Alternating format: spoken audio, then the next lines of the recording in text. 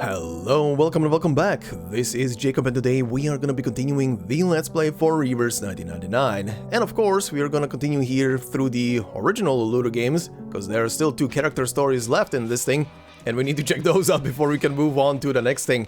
Now, I have no idea if both of these are gonna make it into today's part, because no idea how long they are, but we'll see. I'm also kind of wondering if these 2 are gonna have like partial voice acting like they did for more Punkth, because that's kind of the first one where I've noticed that the character stories were like half and half in voice acting. Kind of hope they're gonna have that, because number one, that makes my thing easier. But I'm not gonna complain. Of course, I love doing the character voices as well, so it's gonna be fun to go through that. I'm not doing Australian accents unless I stumble into it somehow by reflex. Don't. Just don't. I'm not at home with with accents. That just doesn't work for me for some reason. But yeah, anyway. On the previous part, as always, K. Rider Kun said, "Hell yeah, you finished my absolutely favorite event in Reverse 1999.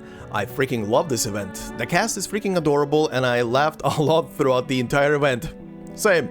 I also high-key ship Ezra and Spathodea. Same. They both are so adorable together. By the way, this event and another event came out before Chapter 6, and oh boy, you have already played Chapter 6 and experienced what happened in that story.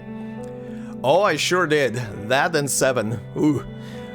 I like the opposite of holding and letting go grudges or past problems between Spathodea and Makover. Both have grudges. One manages to let go of it and be bigger than it. The other is pathetically petty about it and goes to great lengths for revenge. Also, I am pretty sure Ulu misunderstood DF having a lover spat between her and Makover, which further made the 2 kids misunderstood the story too. Oh yeah. I also want to bring up that based on some things in this event, unless someone can prove me wrong, it's implied in the original timeline before the first storm that the Uluru game haven't come back after World War II, which makes this event pretty significant in the changes of history. Now, I had to reread this last paragraph because I was thinking to myself like, wait, what do you mean with the original timeline? Right. They were actually implying in this, and I didn't actually catch up on, or rather didn't catch that during the story. But you are correct. They did very much say that the Uluru games, the last time they were held was during World War II, but they haven't been back since then until now in this new timeline that is forming. Now that countermeasures and stuff are in place for the storm, at least. But yeah, in the original timeline, up until the year 1999, where the first storm hit, the Uluru games haven't been back since World War II, but now they are, and that is, like you said, a pretty significant, if not wrong, if we both are not wrong at this point. Yeah, that is a very significant change in the timeline itself. So you are definitely correct there, and very interesting. And yeah, Makover is a very petty guy. I don't pity the guy. He was an idiot. But yeah, anyway, K-Rider, thank you very much for pointing all of that stuff out. I also saw a couple of other interesting things. I saw the apocalyptic hedonism being brought up in one of the comments. That it's an interesting thing to look back on, because it was definitely foreshadowing future chapters. Now, I myself am also not sure if it was specifically foreshadowing Vienna, or even chapter 7, I'm not actually sure, or if it was foreshadowing maybe something even later in the timeline. They were definitely in that one sentence mentioning the island as well and the adventures there, but they haven't. Like the hedonism stuff is definitely something else, so it's very interesting. I think they meant Vienna myself as well, like what was brought in the comment as well. But yeah, it's an interesting thing to think about. The other thing that I saw was, and that was both kind of like a casual thing, but also kind of like a you can already kind of decipher this from just the story itself, or well, the world building itself. But the one interesting thing that was brought up by Desert Flannel with Ezra when they were in the locker room for the rugby players and just casually talking about the differences between Arcanists and regular humans, pretty much hammering home that if it wasn't clear up until that point, with all the little hints that were posted everywhere in stories and stuff, that yeah, humans and Arcanists are essentially two different species. They are very different from each other. Despite that most Arcanists look pretty much like regular humans on the surface, internally shape and wise, and more than likely meaning in a cellular structure kind of wise, they are vastly different from humans. Very vastly. Which just, that locker scene room pretty much just shows it how much the Arcanists who are participating in just regular human, especially in that type of sport activity, they have to go through a lot of pain to just cover their injuries and heal back up, because they heal differently, of course, and they take quite a lot more physical punishment, right? So that was a very interesting thing, and I do love storytelling like that. Like, again, it's not a thing that was not known so far. It's a thing that was pretty much in your face the entire time through, but pretty much talked about in just like a casual conversation, or in a lot of cases through very blatant insults between each sides. But yeah, the differences were already significantly brought up throughout the story. So I do love it when a world building, when a story does world building in a way where it's, you know, done in a casual kind of way, just by you absorbing the whole thing, and then they also deliver at some point like a thing like that, where they explain it a bit into more detail, like pretty much just clarifying the things that you pretty much already know, or did know but didn't really think about it. And I do love that. Like, again, games that I play usually, especially long winding series that I played, like the Legend of Hero games, like the Kiseki games, do that all the time. They have a shit ton of character dialogue between each other, which is absolutely enjoyable just to go through and just to see their dynamics. But a lot of times they do world building in the most casual kind of way, and they do it through just characters talking about stuff, or you meeting townspeople and they tell you something, and it's, at first glance, it might not signify much, but after a while you realize how significant it is, because that random town NPC might have just told you something super significant or foreshadowed something significant, and then later the story just hammers the world building home with just showing you what you already probably suspected. And I love that. I love that shit. Arcanists does the same kind of thing, where you might not realize it at the beginning, but the more you start peeling back the layers, you get to understand that how significant the difference is. Again, this is one of those species kind of differences, because when you just look, for those of you who don't play Arcanists, for example, when you just look at the characters, like, you know, you see a human person who has animal features, right? Like the good old cat girl or dog girl or horse girl. You know, it's literally just the ears and the tail, or just ears or feathers or whatever the hell. But you don't think about it too much, because, you know, it's one of those things you see in anime all the time. But then you start looking at stuff in their detail and what they're using as weapons, for example, and you might start thinking to yourself, I'm not sure I would survive this. I'm not sure I would survive this. And then the story delivers stuff like, oh, this character jumped out of a helicopter from like, I don't know, 200 plus meters height and dropped down carrying another person, and they were fine. You know, casual shit. If you don't do that, you're not an anime character. But yeah, jokes aside, there is stuff like that, and then you start peeling the layers back and you see stuff like, for example, the one example that I like to bring up always is a pile driver. a pile driver you hold in your hands that functions also as a spear, of course. But then you start looking at the pile driver and you realize, huh, the tip of the pile driver is propelled by a blank, by a grenade launcher that fires blanks. Would I survive a grenade explosion right next to my arm? No. I wouldn't. I'm a human being. I would probably still be standing there, but internal bleeding, oh boy. I would also probably be deaf. But yeah, it's stuff like that. And it's other stuff like when you do get a human to Arcanist's character comparison in like the collab stories from like Rainbow Six, for example, then you realize even more like, yeah, even that newborn baby could probably break my leg. It's that little casual thing of you don't realize it until someone kinda brings it up. Either brings it up, but it's always there. It's right in front of your nose. The story is telling you this stuff, and the characters are telling you this stuff.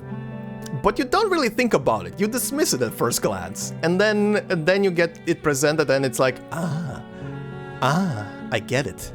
I get it now. But yeah. Anyway, sorry for the rant. I love when you guys bring this shit up because I always get to compare it to other shit. Anyway. Let's see. So, we're obviously gonna start with Reunion of Fires and see about Spathodea. Let's see.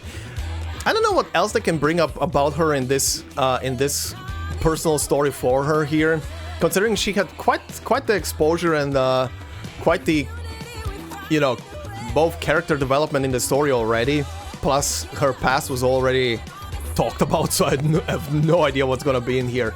Ezra, on the other hand, I feel like needs a bit more development, but let's see. Immediately into a cutscene, Part 1, Ignition.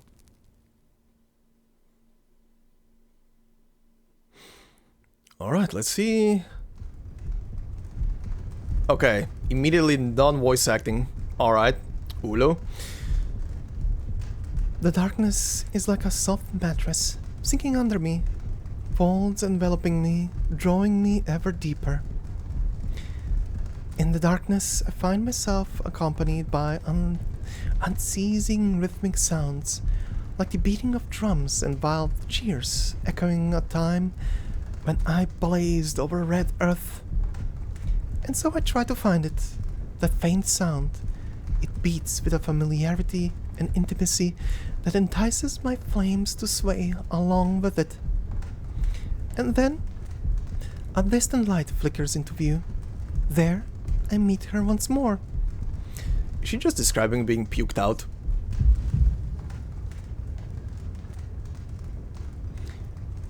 As I follow that light, I see all she experiences.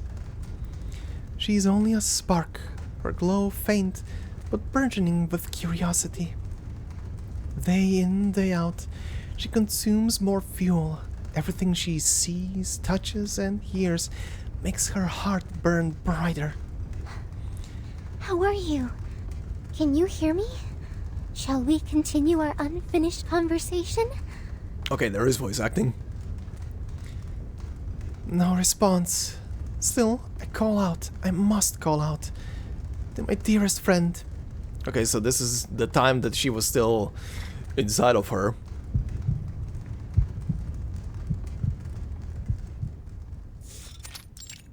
Bedroom. Huh?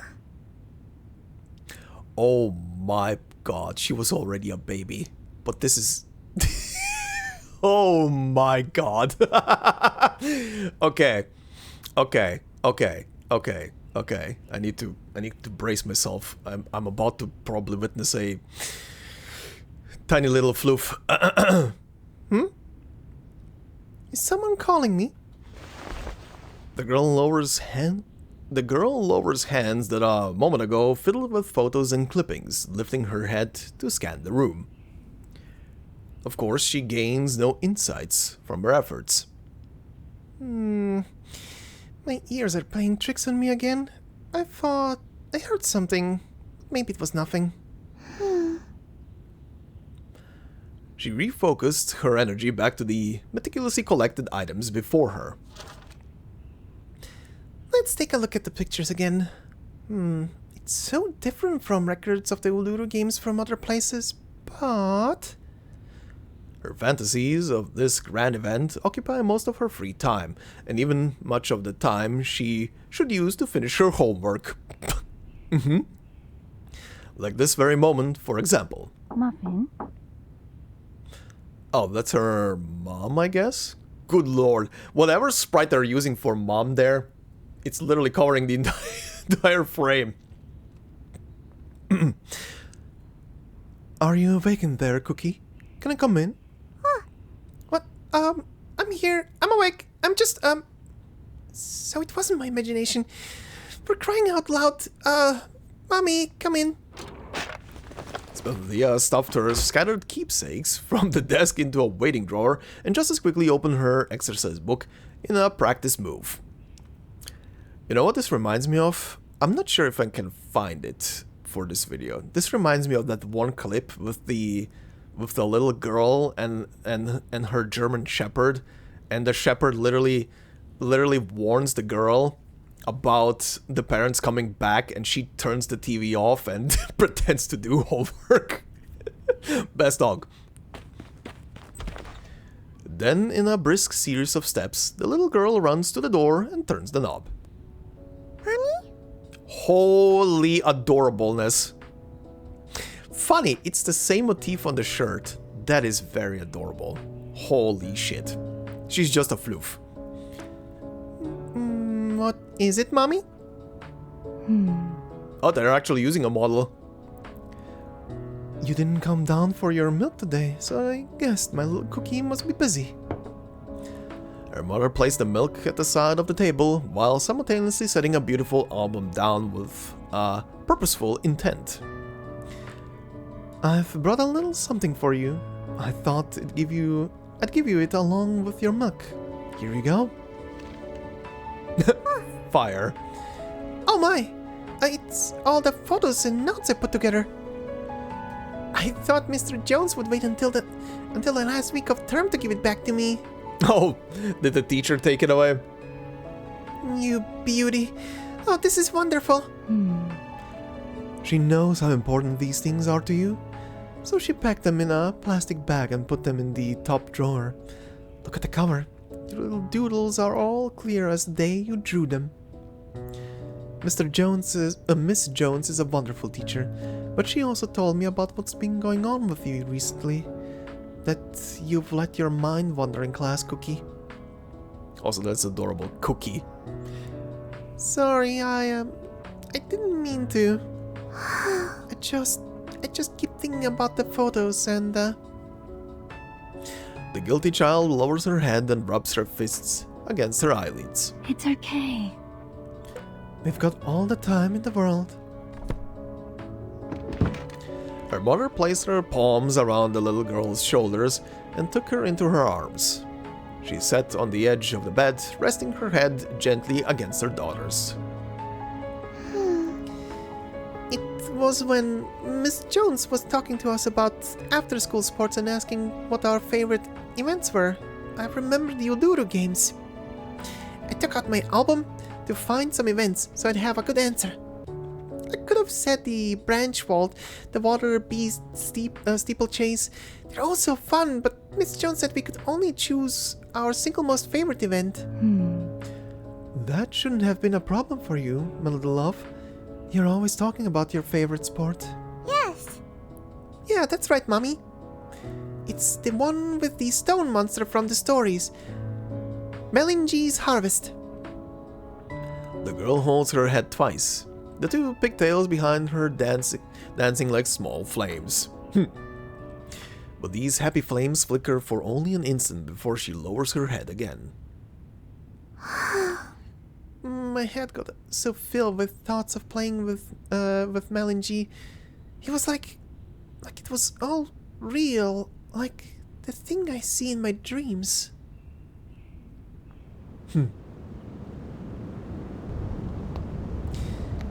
The red earth of the sports field felt so solid and spongy when I stepped on it, and I could smell the wood burning in the air.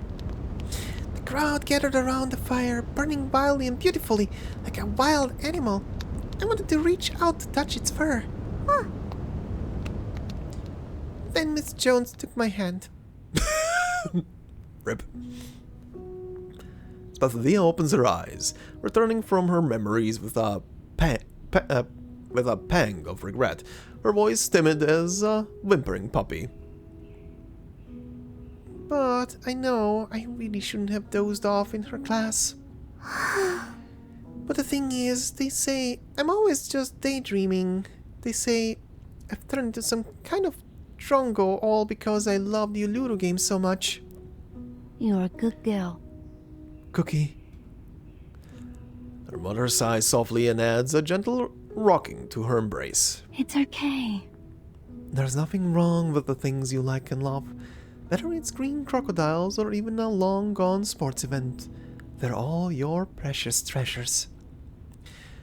Don't ever waver just because someone says things about what you love, and you certainly shouldn't ever feel bad about yourself over such a thing. All the things you've collected are proof the Uluru Games happened.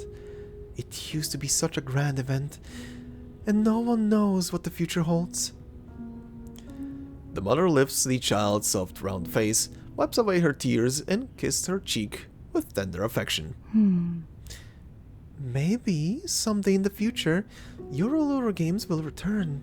The same way they disappeared, maybe they'll suddenly reappear. Mommy? Do you really think so, Mommy? She's not wrong. No one knows what the future will bring. More than that, it can feel impossible to crush the dreams of a child. Sure enough. Of course. We always need something to look forward to in life, Cookie. But before that happens, you have to promise me something.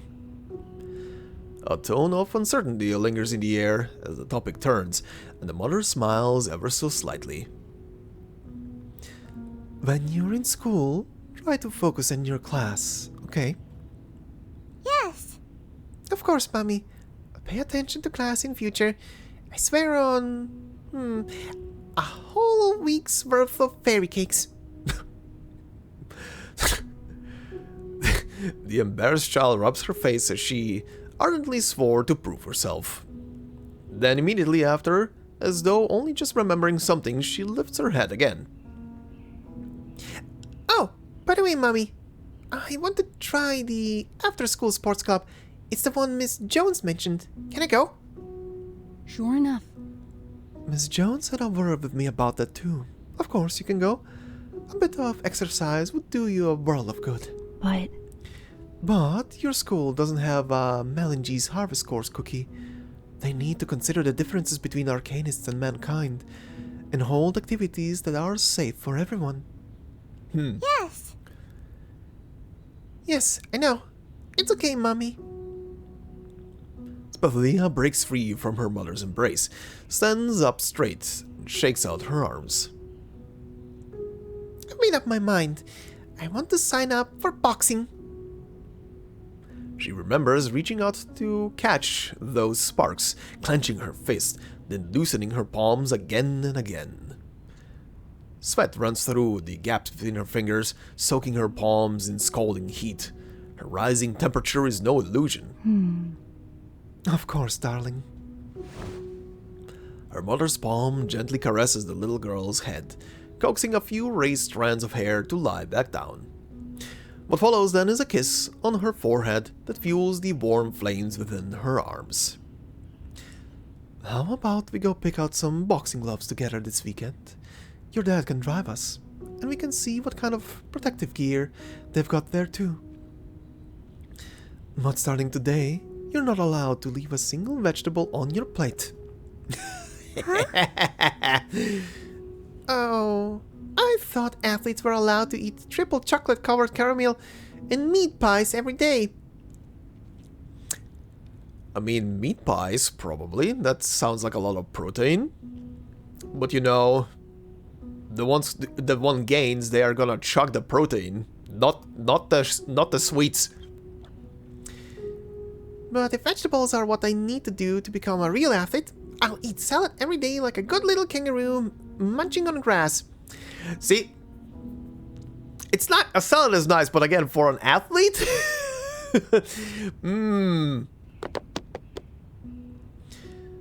The little kangaroo bounces up with gusto and stands proudly on the bedroom floor to declare her intention. I will be. I must be an excellent boxer. Boxer. Alright, adorable.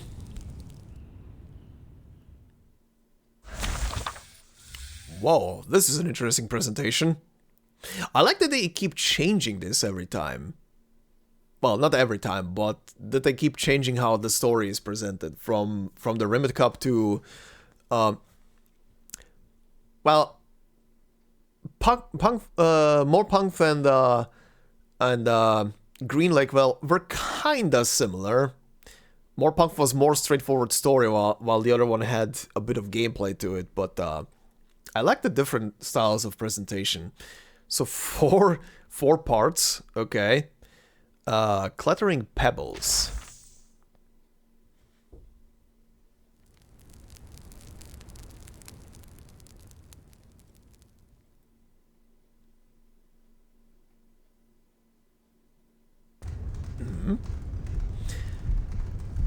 The closer you get to the light, the clearer things become. Those long, murky roads with no end in sight are far behind me. Now, I'm doing all I can to narrow the distance between her and me. But my light is still too faint. My voice is just a tiny cough, occasionally rising in her throat. Oh shit, that's cool. Okay, I'm not sure if it's gonna do it immediately, but I wonder if they're gonna do this picture every so often and just signify how closer Ulu is becoming to her, or rather to be noticed by her. For this alone, I'm happy. To see you again, to feel you, to feel that your heartbeat and breath are still out there. Not a single trace of the past seems to show any longer. It all lies somewhere deep within you now, like old clothes waiting forgotten at the bottom of a box. In the heavy darkness, the flame struggles to flicker onward. I miss you so much, my friend. I want to return to your side, to be before your eyes. I want to see you. Faster. Even faster. I need to talk to you face to face. Oh, she was getting impatient. I understand. I get that. I mean, she waited for so long to see her friend again.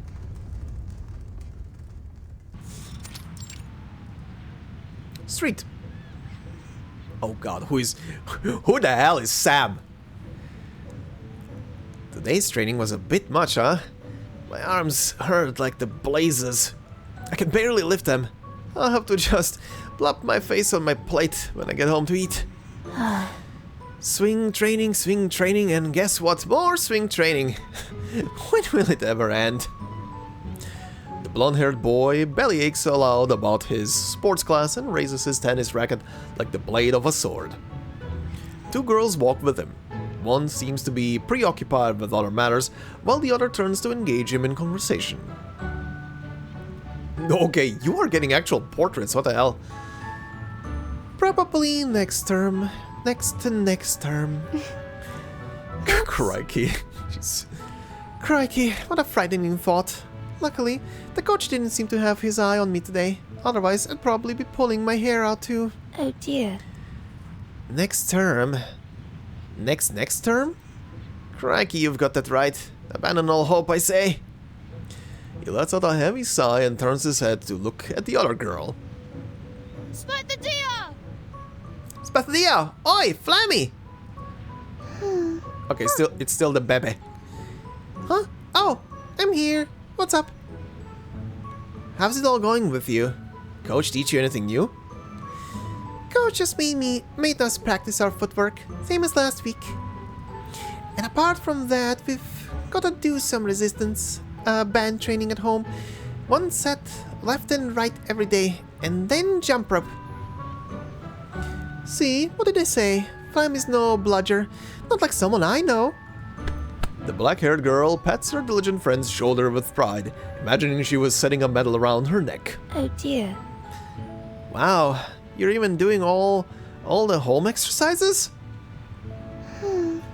Well, Coach said I had to.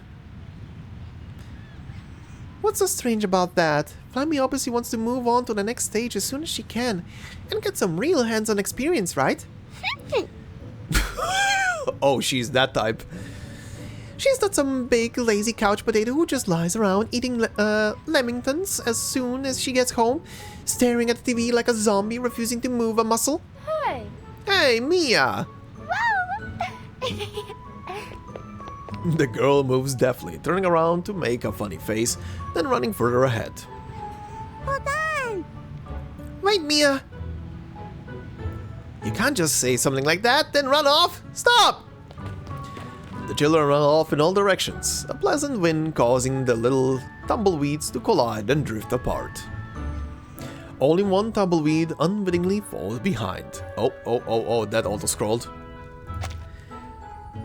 Falls behind, distracted by these stones on the road. Hey, Flammy! You remember, don't you? You still remember how those funny guys used to pick out small stones on the road, right? Quick, have a good look and choose the best one. The smoothest one there is. These stones. They're exactly what we need. I should pick them up, put them on my knees to get ready for Melingi. Uh-huh. Oh god, there is a minigame to this thing. Never mind, let's see. Ignite all of the bonfires. Defeat all guardian statues. Uh-huh. I'm surprised it's not giving me any tutorial for this. Reunion of Fires gameplay intro. Move the character to within 4 blocks of the bonfire to light it. Okay, lighting all the bonfires on the field will result in challenge successful. Okay. The area in front of the guardian statue is very dangerous. Stepping into it will result in an attack leading to challenge failure. Okay, so attack from the side it's not looking. Once the bonfire is lit, it will not go out. If you fail the challenge midway, you will automatically revert to the state when the bonfire was just lit. After lighting the bonfire, the character will gain energy. Tapping on the statue in the character's cross-shape, a cross-shaped path will consume energy to launch a fireball at it, destroying it. Ooh, okay. Patrolling statues will move straight ahead in their current direction. When unable to move forward, the patrolling statue will turn around. Okay. The statue starts in the middle, in the idle state.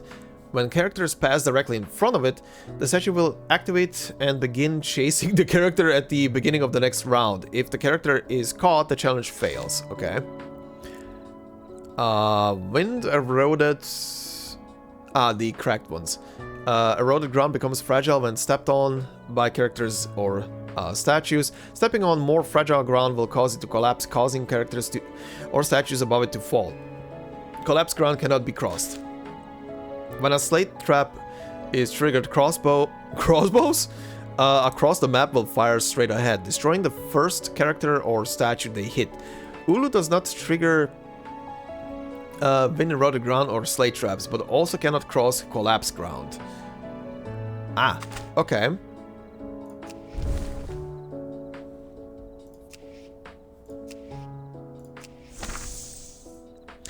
An eroded pebble. Unlike other smooth, flawless pebbles, this one is full of holes, more like a thin, slightly oval stone with weathered edges. It was once bathed in flickering flames and sunlight filtering through the foliage, adding warmth to its surface. There we go. Oh, continuing.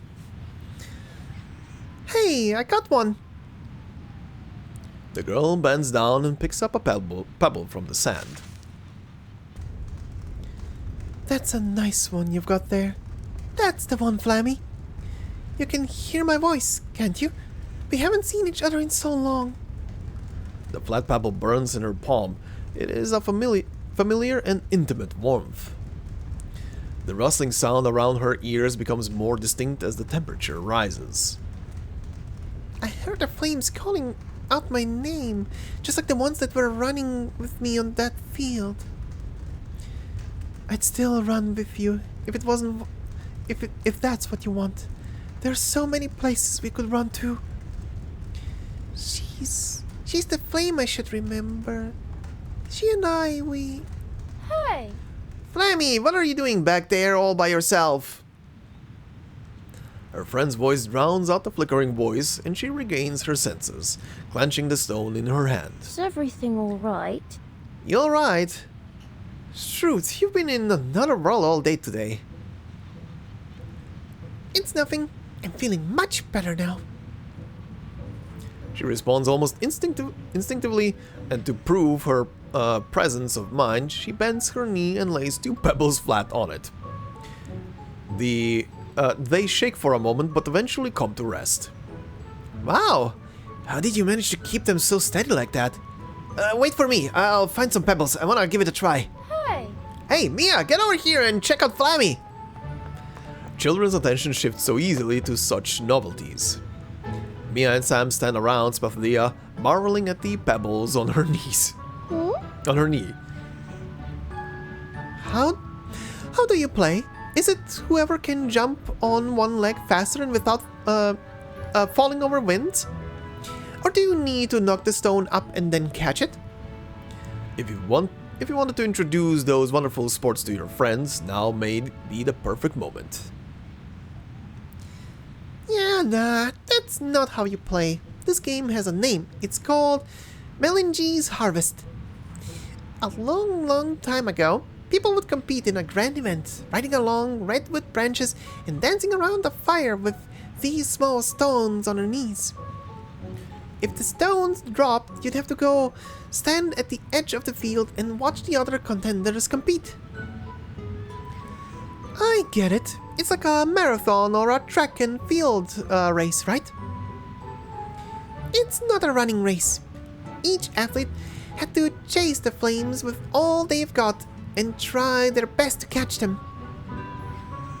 She looks left, then right, and then finally fixes her gaze on a leaf above her head, illuminated by the sun. 3, 2, 1! She leaps into the air and drops back down onto steady feet, with a bright, fleeting flare gathering in the center of her clasped hands. Just like this. Crikey, how did you do that? God, saying crikey over and over again is... It's not a word I'm used to!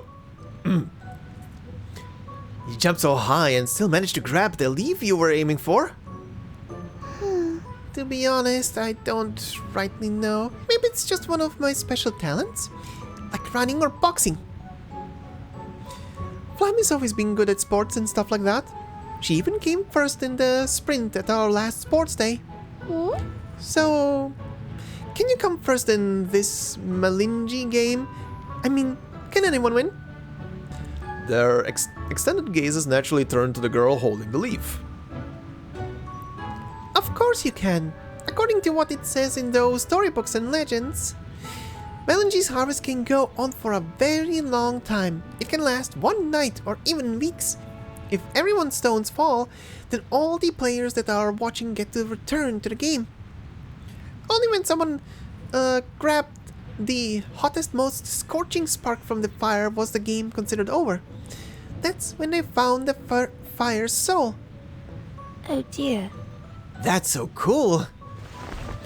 Sam raises his hands, overwhelmed with excitement. We've got plenty of stones right here. Can we play too? Play with fire? You dropkick. You dropkick.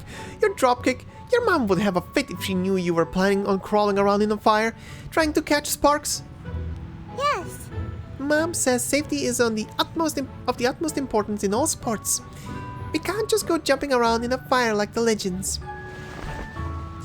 The child releases the pebble and props up her chin in her dusty little hand, as though in deep thought. Maybe Maybe we can change the rules up a little to make it more like a kind of game we can actually play. Winding water flows across valleys. Whoa. Winding water flows across valleys and vast expanses of sand, finally flowing toward another spring. On the foggy side of the glass, the scorching heat fluctuates. I remember...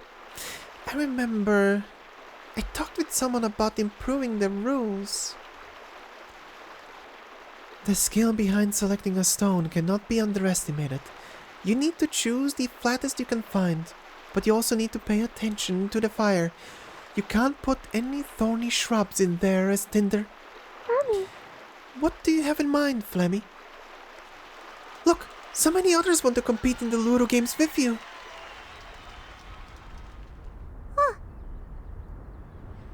The little girl shakes her head, and the thin, imperceptible flow of water is interrupted once more. I've got it. Each person chooses 2 pebbles and places them on one knee. Then we'll need to mark the starting and finish line. We can't fly, so we'll have to jump to the end. We need to agree on which 3 we're aiming for first, and then we need to figure out which leaf has the brightest light shining on it. Then whoever catches the leaf with the biggest and the most brilliant light spot is the winner. What do you think? Any other rules you wanna add? Spathodea looks at her friends. I'm ready for action. Let's get started. Hey, I can jump a few steps forward with one leg like this. I'll definitely catch the best patch of light. The children try it for themselves and quickly grasp the trick of it. All they need to do now is get into the game and play. Ha! This branch is even higher. Hey! Who bumped into me? Wait, you two! Don't run away! Oh. Uh-oh. Needless to say, she won many a victory, time and time again. She's always been good at catching things that flash by and keeping them in her palm. She grabbed those scattered dots of light, just like she once grabbed my fiery skirt. Uh-huh. That was the first time we met. Alright. Over the course of 2 or 3 days, their walk home becomes an opportunity to share various tips for selecting the best stones and the correct angle for jumping, and soon become engraved wisdom passed to each new player. A simple yet competitive game always has the power to spread quickly among children, and along with it spreads a positive and enthusiastic competitive spirit. How did Flemmy win again today? I've been practicing in secret. That's because I've been imagining this is a real competition. I've been treating each match with 100% seriousness. Whatever, let's play again tomorrow and see what happens. There's no way you can win 10 times in a row, or 20 times in a row, or however many times you've won. You don't stand a chance, Sam. I've got all the tricks down pat. The little girl takes a few steps and stands beside the tree, carefully counting the scratches on it. She then announces the results of the competition in a loud and exaggerated tone. 1, 2... Oh, and still in the top spot is our one and only Spathodea, our amazing Flammy. She's already won the Melange Championship 6 times in a row. You know everyone's playing your game at school these days. Maybe there's already someone better than you out there, Flammy. Indeed, once someone's competitive spirit is awakened, it is very difficult to put it to rest. But a burning flame will use anything as fuel. Bonzer? Bonzer, More skilled athletes means more people to train against, so I can get better even faster. Doesn't matter whether it's me or anyone else. The champion ought to be someone who abides by the rules and shows off their skill. Tickets to the pictures from doing the weekly chores. Tickets to the pictures? Tickets to the movies. Tickets to the pictures from doing the weekly chores, helping the lady next door walk her dog, and saving up for a few months to buy new boxing gloves. After eating up all her vegetables, her mother kisses her forehead. These are the things gained through hard work and patience. For this passionate little flame, this is what it means to be a champion.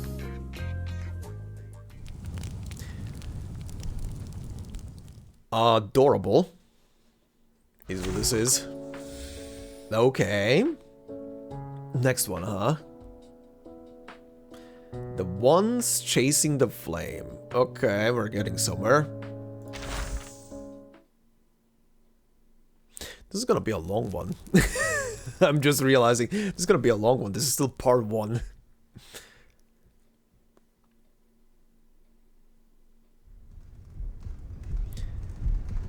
Clench your fist, swing it, pull it back, swing again. Her arms are sore, but her palms are still burning. I chased after her, watched her practice and practice, spending all her time and energy making herself burn all over like a real little flame.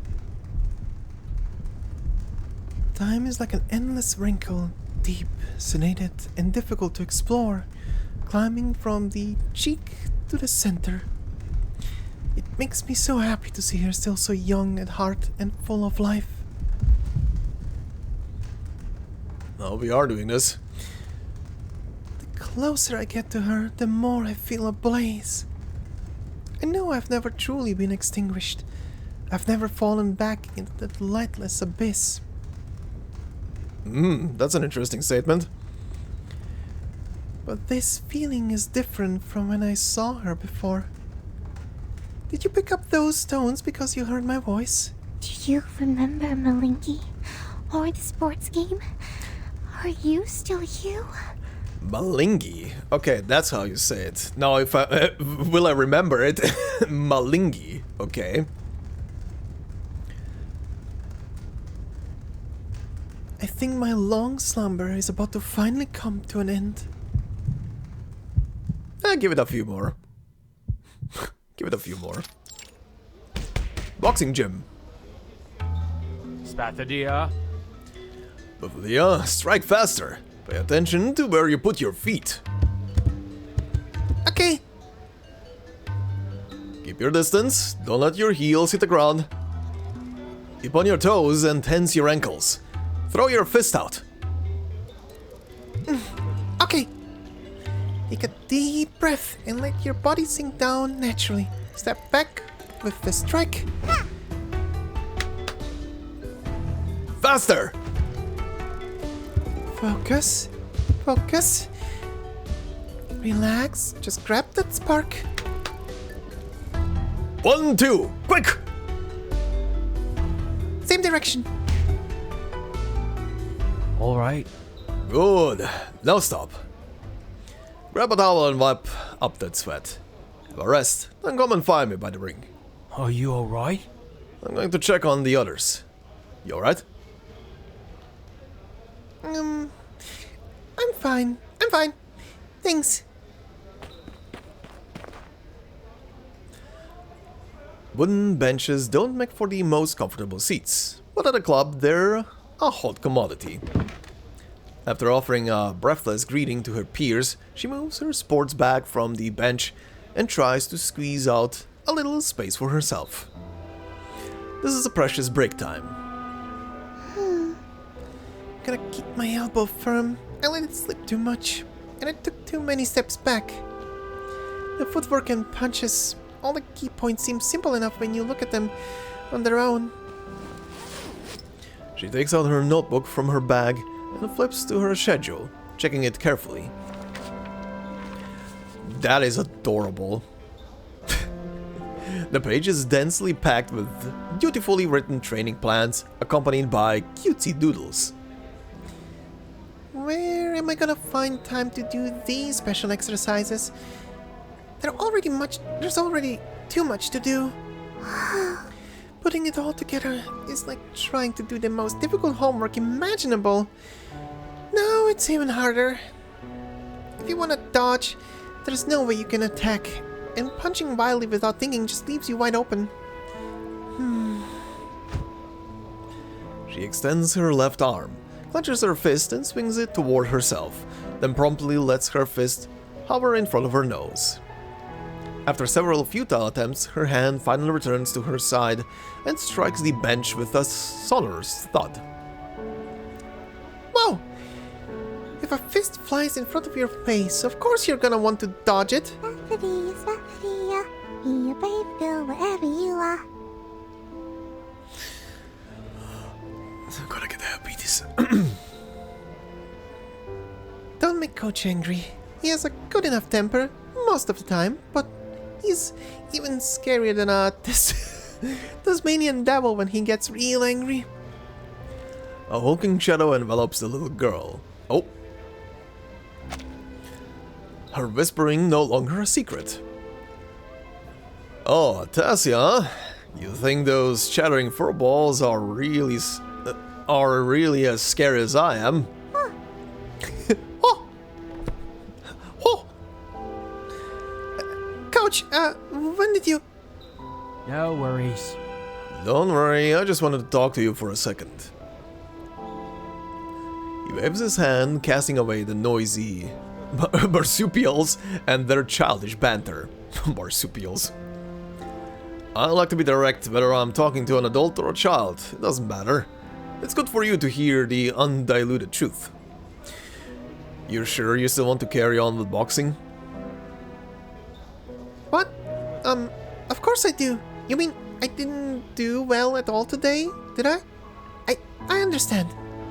I was thinking about it just now. I've been focusing too much on defense, so when I do punch, it's just not strong enough. I can do better. I'll put in more time. Not bad. Nah, you performed great in today's training. Fucking thumbs up. Her litany of pleas comes to a sudden stop. All the words she had prepared in her mind vanish into thin air, and the expression on her face becomes emptier than her pages of unfinished homework. Kids these days are just like Tassies, howling on without even stopping to take a breath. Look over there. You ever notice the photos on the wall behind you?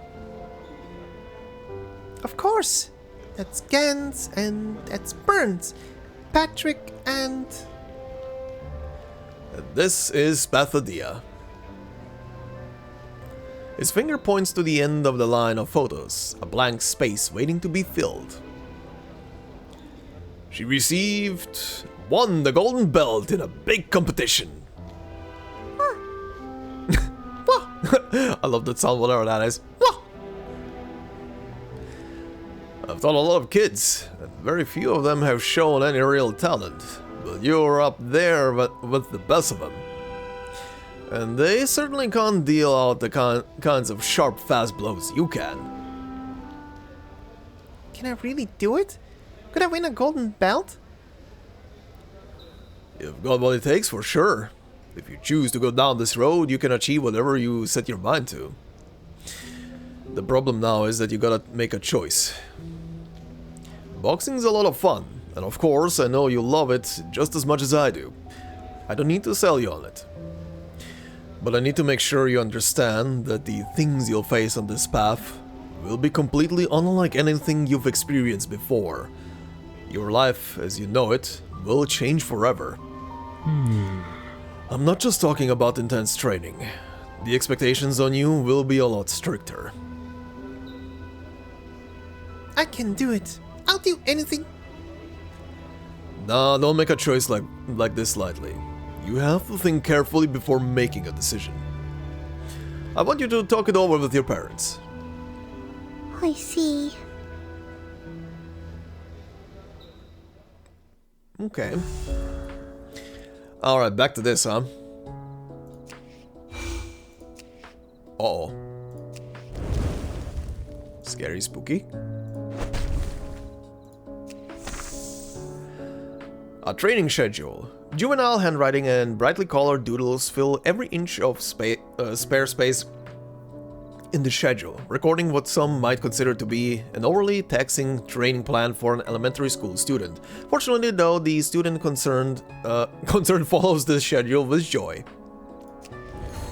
Nice. Simple, easy, cannot wait for something that is gonna break my brain. Keep up, Flammy. We're almost done picking up pebbles. Come, I found 2 really flat ones for you. Oh, thank you. Did I see Coach chew you out today? Oof, but he lectures me every class. It's not a big deal. He probably lectures you because you are a lazy bum. No, not at all. He asked me if I wanted to try becoming a professional boxer. I've been thinking about it non-stop. I want to say yes, but he said it's a big deal, and I should talk with my parents first. Wow, a professional boxer!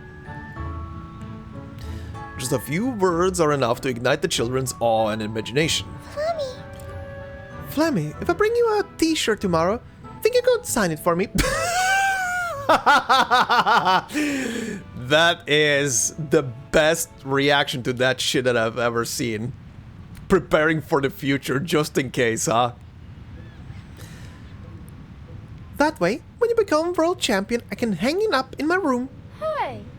Oh, and could you give me your autograph? Wait, give me 3... No, make it 10. Okay, I'll take this back. I thought that she is thinking monetarily.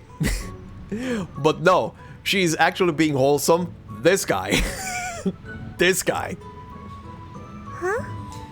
Autograph? Don't be silly. What autograph? If you really want me to sign something for you, feel free to rip a page out of my homework book. Don't get your knickers in a twist. You don't have to do it if you don't want to. You still playing with us today? The pebbles stuffed into her palm by her friend began to heat up slightly. The weather is perfect for... Malingi? Malingi. Okay, I think that was... I already forgot. With sunlight leaking through the leaves and glittering dust permeating the air. Take a deep breath and let the warm, fresh air rush into your chest. I'm playing. Oh! Almost sounds like the Mickey Mouse. Oh! I came to... Sorry. I'm playing. Of course I'm playing. Just watch. I'm gonna make you all fall in a shower of petals. Ow! Fatigue and muscle pain finally catch up with the lively girl. Hmm? Are you alright, Flammy? Nah, yeah. Just got a bit of a muscle ache. I'm fine. When I go home, I'll give myself a massage. It's pretty common, don't worry. I'll still come first. This is coming back to the whole locker room conversation of of injuries and pain and having to take pain meds and stuff. The choice she has to make will only be temporarily put on hold. It won't go away. Sooner or later, she'll have to make a decision. Oh yeah. Sooner or later, she will. Okay, number 4, Beyond the Flame.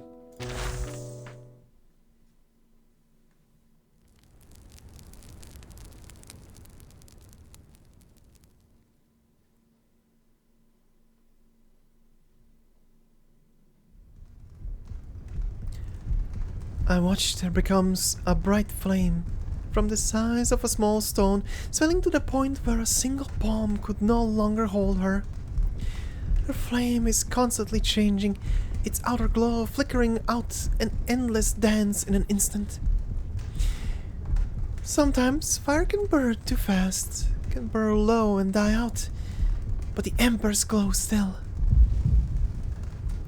Uh-huh. Oh yeah, I think the path at the bottom is getting closer and closer every time. Or maybe I'm Maybe I'm high. Have I managed to get closer to her? Or am I even further away now? I assume my flame is brighter than before. Now I can clearly see the pattern on her clothes. Flammy still prefers bright colors, and she's just as straightforward and practical as I remember. She advances another small step down that path of flames. Okay, we are actually physically getting closer. Soon, I'll need to shake the ash from my body to see if I'm still bright. To see if I'm still a bright, burning flame. Muffin? Are you awake, Cookie? Your friends are waiting outside. There's some salad and milk on the table. Salad and milk. Oh, how does that go together? Oh my god. Oh, no. I'm all for milk. I'm all for salad, but those two put together? Oh god. What in this movie? If there is anything else you need, take a look in the fridge. We'll be back later tonight. Don't quote me on this, dear, but I don't think professional boxers sleep till noon.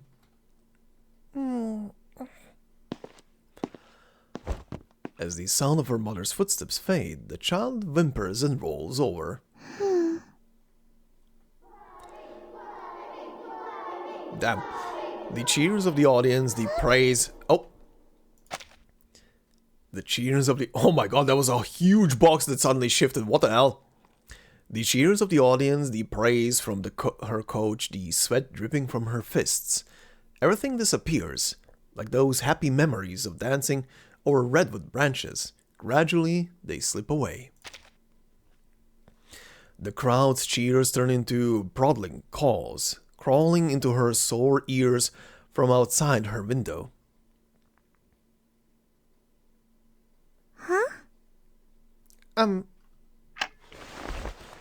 Stretching out a hand beneath the blanket, she grabs her alarm clock and drags it under. A split second later, she screams and leaps over bed. What? How can that be the time? Oh no, I said I'd meet up with my friends. I'm late. Honey? Did Mom come to my room? Was I dreaming? Good grief. Good grief.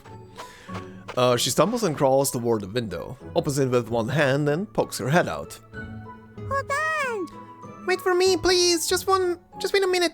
I overslept. Her friends are downstairs, laughing and horsing around. Hi! Sleepyhead! Sleepyhead!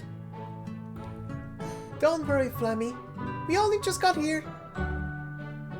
I just need to brush my teeth first.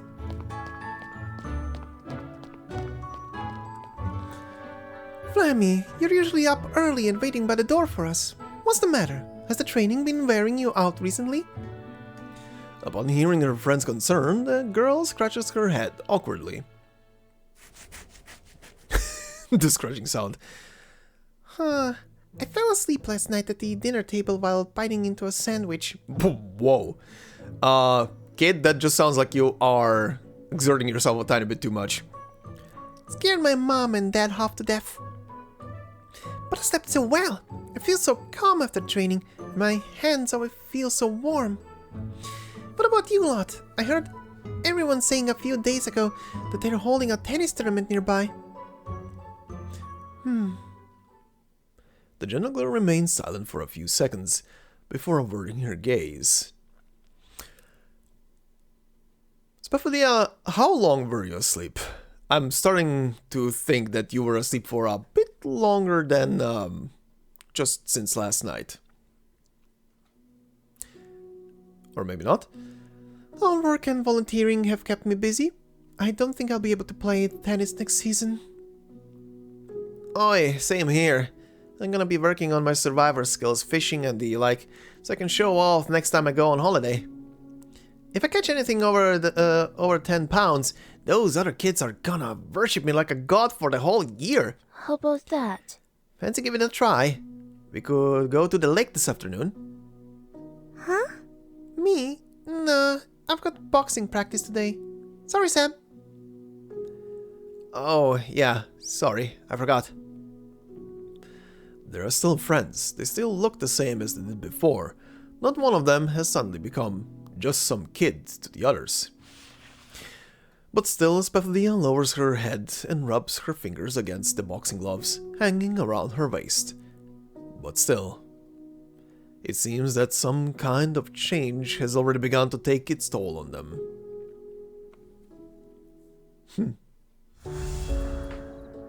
Oh? What are these? Oh, right, that's what that is.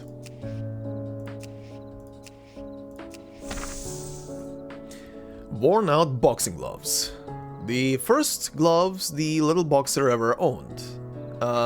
Advertised as soft, wear-resistant, well-ventilated, and elegantly designed. As things stand, it appears they've managed to fulfill at least 2 of their promises.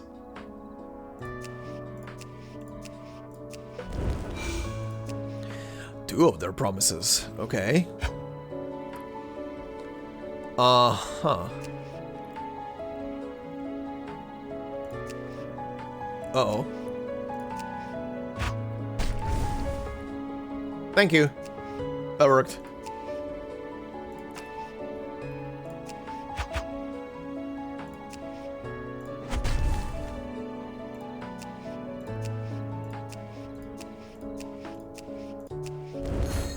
There we go.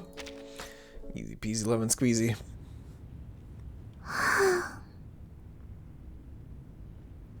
The girl's dinner of stew and pigeon is as delicious as can be, but it still fails to fill her heart. I had dinner with my mom, saw my friends, and went to training. It's been a pretty full day. She mumbles to herself, pushing her spine against the door panels. From the gap beneath the door, the light of the corridor melds with the warm yellow of the room. My friends have their own lives, and so do I. I stand by my choice still. Is this really necessary? Can things really change so fast? Oh yeah.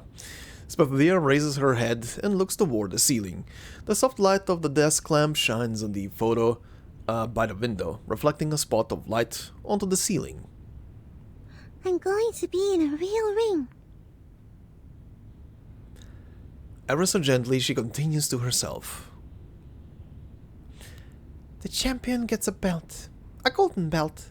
It's not pure gold or even gold-plated. It's just golden. It's a friendly fight, but even so, it's still a golden belt. It didn't feel so out of reach to her as it once was. As long as you jump up high enough, like grabbing at those brilliant leaves, everything is within reach. But pressure follows close behind. What if I freeze up in front of my opponent? What if I'm not good enough when the time comes? Oh boy, self-doubt. She switches off the dazzling light and collapses on the bed, her head filled with unanswered questions.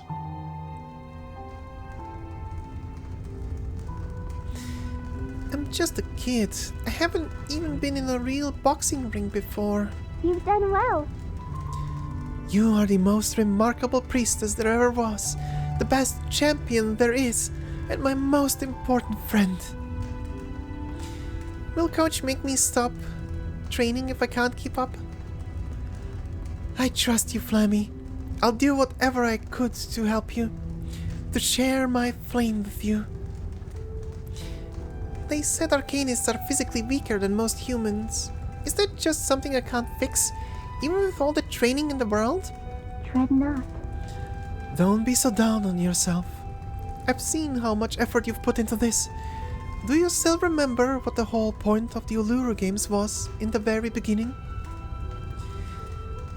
I remember that voice echoing with my words among the rocks. Peace, love, justice. Mutual assistance and help. This is what sports are all about. feels suddenly as though a flame is rising up in her stomach. But in her hesitation, it silently subsides. She turns over, presses her cheek firmly against her fluffy pillow, and closes her eyes. I'm thinking too much again. These thoughts aren't gonna help me. I should just sleep early and get up at the crack of dawn, squeeze in a couple more sets of footwork. However this ends, all I can do is give it a go and see what happens. That's a good mindset. She endures the burning sensation in her stomach, trying to channel all of her energy into calming herself down, hoping to fall asleep as soon as she possibly can. Sleep. Sleep. Sleep, Spathodea. Will she fall asleep? Alright, part 2. Oh boy, this is gonna be a lot. This is gonna be a lot if this is in 4 parts, holy shit. Or, actually, considering this ends on number 8, these might just be mini-games. Let's see. I'm gonna presume that these two are just gonna be mini-games right now, because usually these stories go up to 8, and I see that this is the Uluru Games picture, so, let's see.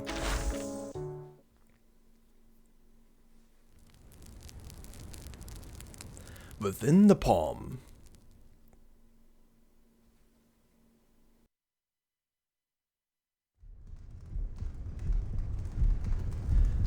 I saw her tripping over herself as she ran, her flames ready to blaze out of control. All she needs is a little help to get that brightness back. I tried to share some light with her, so we could merge into a sacred flame atop that brilliant platform, just like we did in the past.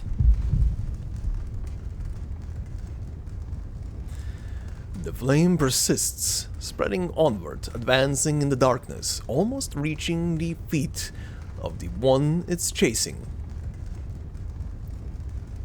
It's just like Malingi. I have to find a way to get to you. Only this is the first time I've seen it through the eyes of a competitor. Seriously, if we can revive the Uluru Games, we should simplify its rules.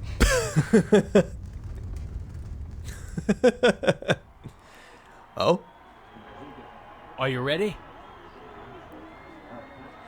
Most of the people present simply nod their heads. Scattered echoes of agreement sound from all around. This is the first time these children will have the chance to experience anything resembling a formal competition. Even though it is just a friendly competition at their familiar training ground, the exchanging of blows is real. Yes, I am. Hey, there we go. That's the one we we know. I'm ready to go. When you step into the ring, you need to give it your all. Don't let everything you've learned so far go to waste. In the ring, there's only you and your opponent. Respect the work put in by the person standing across from you. All right. But while you're still out of the ring, try to relax a bit. The coach smiles and gives everyone a light punch, one by one, wishing them good luck. Finally, he punches Spathodea. Seize your chance, kid. Thank you. Go get it, little girl. Who the fuck are you? Volunteer? Why do you have detail? This encouragement comes unexpectedly from a stranger. Thank you. I will. Huh? Who are you? Liam, you actually came. Keep your eye on this girl here. Let me tell you, she's going places. With this gentle push to both motivate her and urge her on, the little girl leaps out from the rest area. Go on, adjust your breathing, and remember all the exercises we've been doing.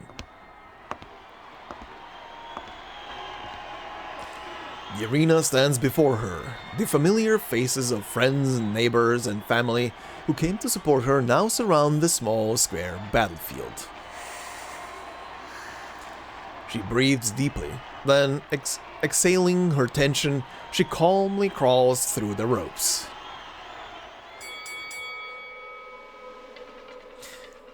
Let me see. I'm red. Watch your step. Stay- Focused. Stay calm, Flammy. Keep your eyes on your opponent. Push your opponent to the edge of the ring and keep the distance between you as short as possible. The light bulb above her head radiates a sharply piercing light. Beneath the tips of her toes, the ring floor is as coarse as earth, and the earth is as red as crimson flames. One voice, two voices merge into a wave of cheers. I've heard cries like this before. Through brilliant flames rising from the soil. Or were they falling? Don't let yourself get pushed too far away, and don't clench too tightly. Sparks should be observed from an appropriate distance. Listen to their bursts. Feel their warmth. The wind howls in her ears, and the air heats up all around her, rushing to her cheeks. Yeah!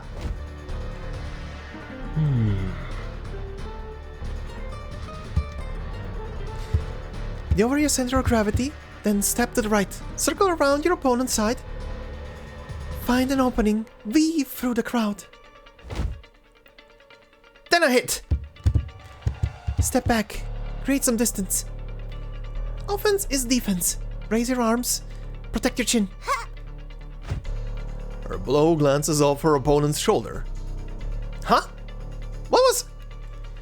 Don't get distracted. Remember your goal. Reach out your arm. It's okay. Just find another chance. Take this! Ow. It takes a while for these... Ooh. It takes... Oh my god, this is going. Uh-huh. Which spot should I seize? It takes a while for the... Enjoy the ASMR in the background. It takes a while for the stinging sensation to rise from her side to the top of her head. Sweat soaks her hair and fingers. Her surroundings throb and pulsate in the reflection of flickering flames. The sound of her beating heart drowns out the deafening crowd. Muffin? Maybe someday soon, your beloved Uluru games will return. Come on, Cookie. You're a great athlete and an excellent player. You're the strongest outfit I've ever seen, Flammy. Spathodea. Spathodea will win the golden belt. Flammy, look ahead! Spathodea! Come on, Spathodea!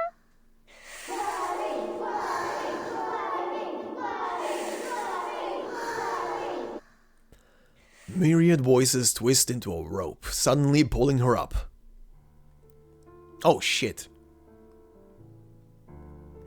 Huh! Whenever you punch, your strength needs to come from your feet. Launch, twist your body. I remember I grabbed at that burning flame just like this. Oh god, she's gonna punch another child with fire. That would not be good. Threaten your arms and fearlessly throw your fingertips into it. All in the same direction. Damn. Crikey, the little girl's stuck in a corner. She doesn't stand a chance. Exactly the opposite. You! This is boxing, you little runt. You think a peepskeek like you can? Ha! Flammy's quick enough to find a way out of everything. It's right in front of her. Damn.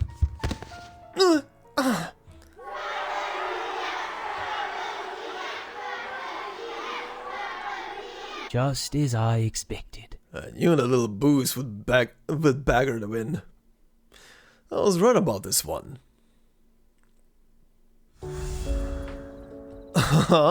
Okay. It's very weird to skip into this. A slim gold belt. Compared to larger adult tournaments, youth tournaments often place greater emphasis on overpowering the young through moral encouragement. The gold belt, being the championship prize, also serves to faithfully reflect this sentiment. Gonna have to repeat that one.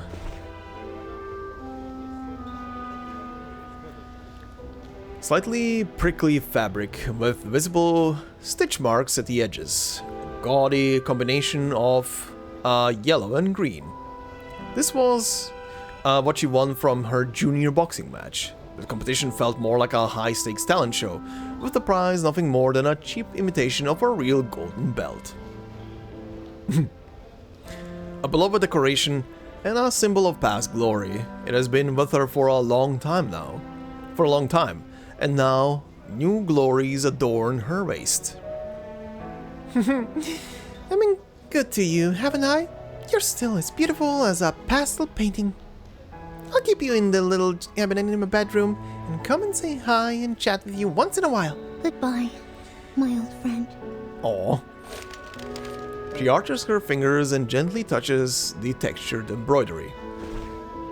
She folds it in half and smooths out the wrinkles. The second fold turns it into a palm-sized green patch. Finally, she puts it in her backpack and zips it up. Not bad. A new belt and a new set of gloves. Pretty decent, huh? Take it. Towels, water. Don't drink too much at once. The coach nods and handing over the items in his hands. Thank you. Congrats, kid. A prize fit for a champion. Oh, you're, in the rest area just now. Let me introduce you. This is my old friend, Liam. He works as a boxing trainer, assistant, and volunteers to help out with the competitions. There's a chance you might see more of each other in the future. This plucky little thing's name is Spathodea. She just won the friendlies. She just won the friendlies championship. So as you can see, she's currently somewhere up on cloud 9. He pats both of them on the shoulder, one with each other, one with each hand. What was this dyslexia just now? Don't mind him, Spathodea. I used to train here too, but it's been a while since I was back. Your coach doesn't want us to get complacent. That's why he never has anything nice to say. You were great out there, mate. I reckon I'd be hard-pressed to find another amateur at your weight class who could take you on. Does that mean I'm still a long way behind professionals in my weight class? I'd say you're only off a pinky figure away. But you don't really have any actual in-the-ring experience to speak of. Besides, you're not old enough to join the professional competitions just yet. In other words, you still have a final chance to make your final decision. You can still choose to turn back. I'm not giving up. I've already talked it through with my parents. Plus, I just won my first competition. The young man had listened with great interest until this moment, as he steals a glance at the clock on the wall. Oh, sorry. You two carry on. I've gotta hurry back and clear up the venue. I'll be cheering for you, Spathodea. It was really great seeing a fight like that. Even if I do end up getting told off, it'll be worth it. Alright, see you later. Liam waves to them before he walks out of the rest area, a noticeable limp slowing him.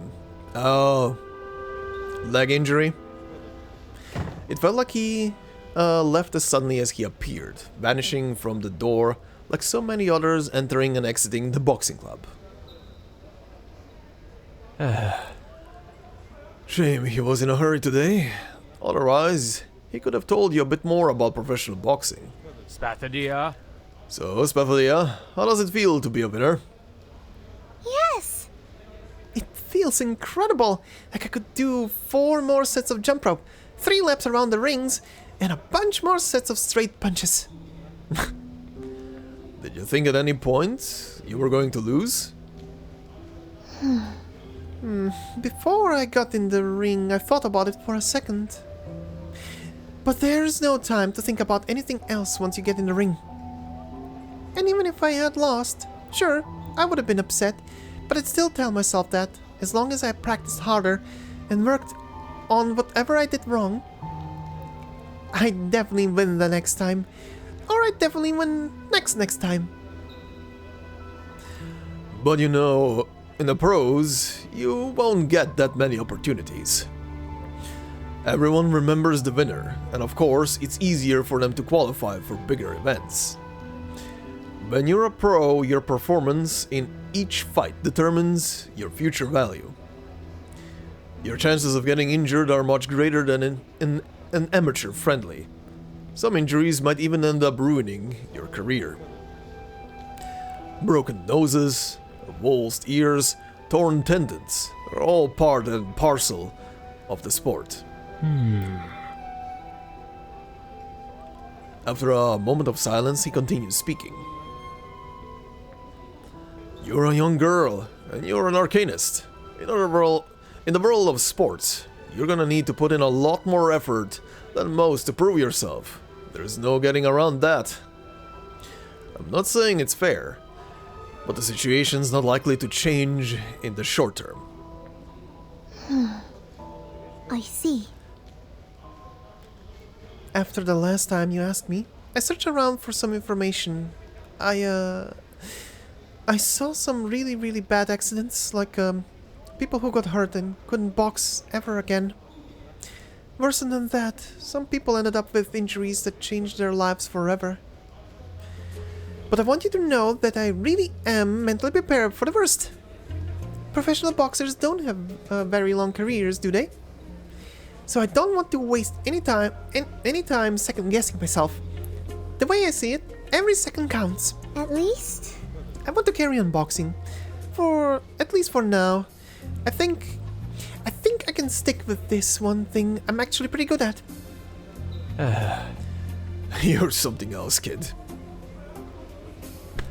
He raises his hand and leaves it hovering in the air for a moment before finally patting Spathodea's gloves.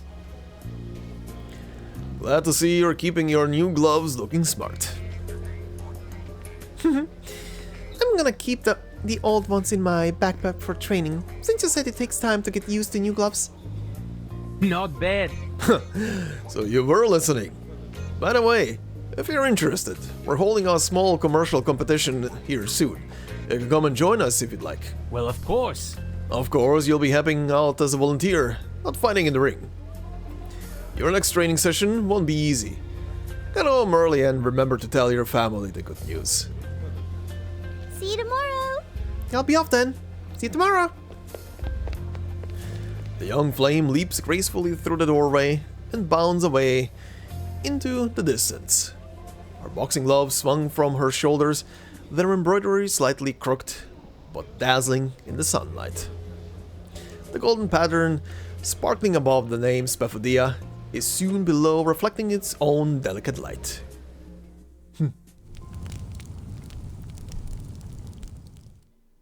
Very adorable. And now for some sadness, I guess. Oh boy, of course we needed that. First. Alright, there we go. Mistake fixed. Now for the next one. Sugar and salt. Oh boy. Why is the little fluff sad?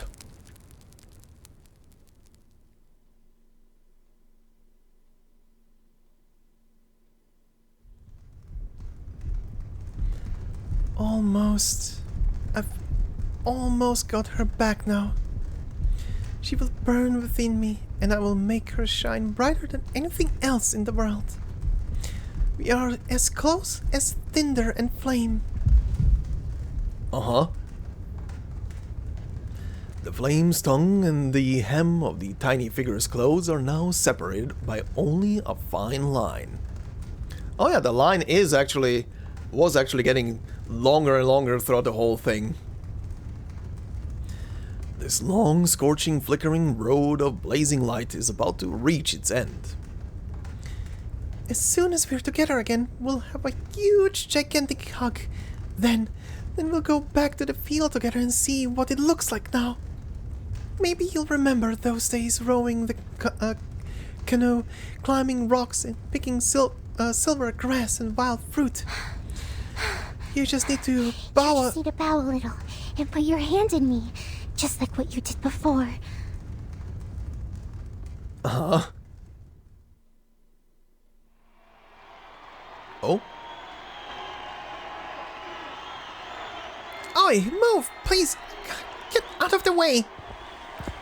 Through the twisting jungle of limbs, she finally reaches the entrance to the rest area. In an environment as hectic as this, it is nearly impossible for a single voice to reach anyone's ears clearly. Gosh! Truth, there are so many more people here than last time. Hey! Sorry, I just need to get through. Sorry. Whose foot was that? Fortunately, her destination is not as far away as she imagined. Uh-huh. Finally. Just need to open the door. Hi, I'm helping out with the competition. Currently on patrol duty. Is there anything anyone needs here? Yeah, you can stop blocking the door. Get out of the way, kid. Oh, okay. Huh? As she moves aside, an odd thing seizes her attention. The fighter's bandages were tied too loose. Excuse me, sir. Just a moment. I think your bandage isn't right. You again, young boxer? Hello again, little brawler. Come to see the fight. Liam! It was a not so unexpected encounter. It seemed like he called out to her purposefully. Oh, I gotta tell you something about that fighter just now. His bandages... Don't worry about it. Come on, sit down over here. He leads Spathodea to a relatively quiet corner. You're a smart kid. Listen, the next time you see something like that, don't go shouting it out loud for everyone to hear. Find the right opportunity to put it out to the referee or one of the managers, but don't show a fighter up on the spot. Huh? But the rules say your bandages gotta be wrapped up tightly before the fight starts. If the referee sees they're not tied accordingly to the regulations, they'll get penalized, won't they? Look. See how you remember the rules so perfectly? You reckon that fighter could have possibly forgotten the rules just now? But when you fight like that, there's a bigger chance of putting your joints at risk or getting a fracture. Why? Why would he do something like that? There are fighters who make a living winning every fight, and there are those who make a living by losing. Yeah, I was thinking about that. He probably purposefully is doing it to lose the fight, cause probably some under the table deal, potentially. Sometimes there are fighters that will let themselves get beat. They agree to take a fall. Yep. No, that's... That word finds themselves stuck in her throat, cold, thorny, and unwilling to breach the light of day. It's cheating. You're right, it's cheating. I know what you're thinking, brawler. Yeah, he's turned his back on the code you expect from an athlete. But he'll get a guaranteed payoff for it. Enough to pay his school fees and the fees for his brothers and sisters too. Liam pauses for a moment before continuing. You'll come up against all kinds of opponents in money matches. This is just one kind that isn't even worth mentioning. Some people fight for their dreams, even if they're the only ones who believe they'll ever come true. Some fight because it's the only choice they have. I wonder, what do you think might be going through your mind if you had to stand in the ring with him? This is not fair! I think it's not fair. If I won like that, does it even count as a win? So, Would you go easy on him? Pull your punches? That's right! I sure would. I wouldn't want to injure the guy. Then you might end up being the one who gets hurt. No, but... But...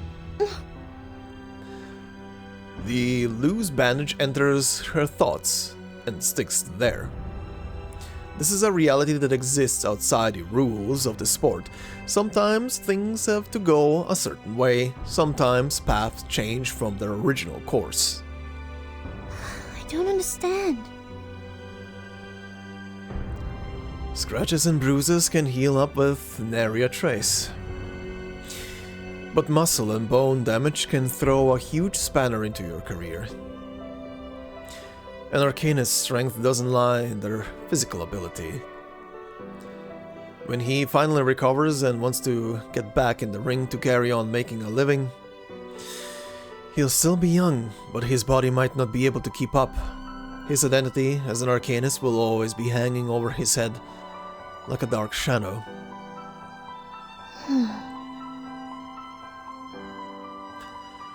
The words were like cold fingers, poking their way down her spine, causing her to tremble slightly.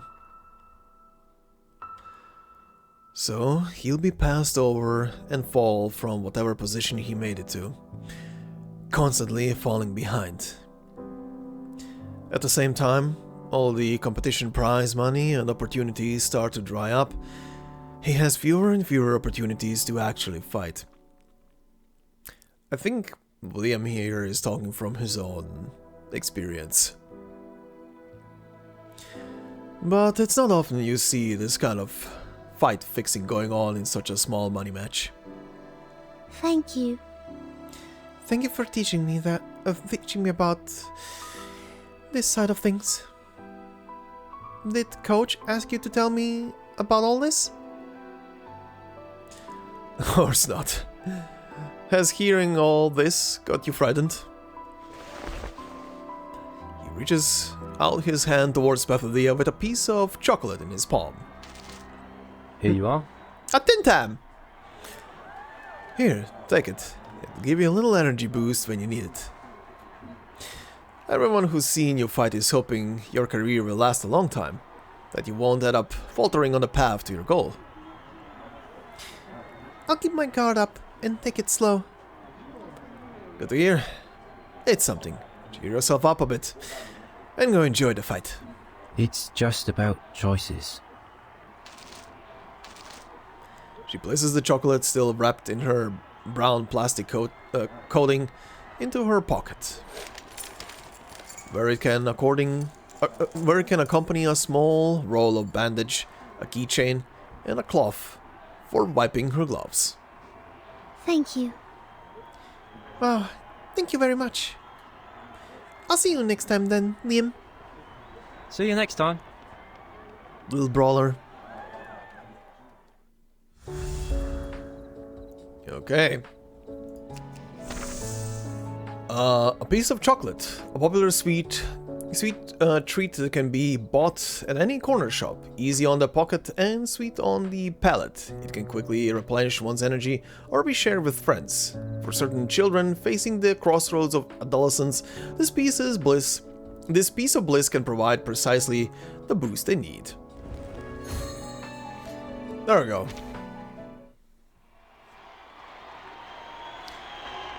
It takes many times her previous effort to eke out a path through the frenzied crowd.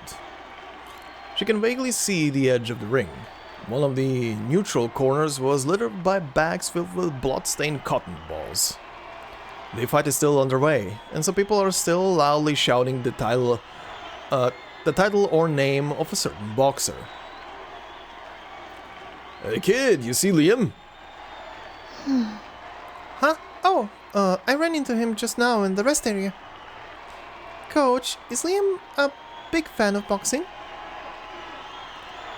Liam? Of course! He loves boxing so much that even after that injury took him out of the fighting professionally, he still takes on whatever boxing-related job he can find. What? He used to be a professional boxer. His photo's up there on the gym wall. I thought you'd recognize him. She scanned the photos one by one until she reaches the spot right in front of the blank space reserved for her. An athlete whose last name she couldn't pronounce. I didn't know he was an Arcanist. Oh, that's interesting. Arcanist? An Arcanist? Nah, he's not an Arcanist, but he has quite a few friends who are. Alright. Alright then, we're not too busy now. Go ahead and slack off. Gotta take a break if you want. He gives her flame-embroidered gloves, his customary pat. Go on, kid. I